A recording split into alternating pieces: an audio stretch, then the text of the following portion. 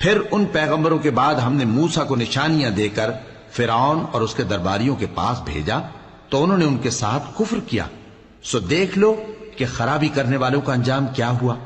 اور موسیٰ نے کہا کہ اے فرعون، میں رب العالمین کا پیغمبر ہوں، مجھ پر واجب ہے کہ اللہ کی طرف سے جو کچھ کہوں سچ ہی کہوں۔ میں تمہارے پاس تمہارے پروردگار کی طرف سے نشانی لے کر آیا ہوں، سو بنی اسرائیل کو میرے ساتھ جانے کی رخصت دے دیجئے۔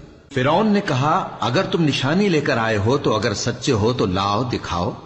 موسیٰ نے اپنی لاٹھی زمین پر ڈال دی تو وہ اسی وقت ایک بڑا اژدہا بن گئی، اور اپنا ہاتھ گریبان سے نکالا تو اسی دم دیکھنے والوں کی نگاہوں میں سفید براق یعنی روشن ہو گیا۔ تو قوم فرعون میں جو سردار تھے وہ کہنے لگے کہ یہ بڑا ماہر جادوگر ہے، اس کا ارادہ یہ ہے کہ تم کو تمہارے ملک سے نکال دے، بھلا تمہاری کیا صلاح ہے؟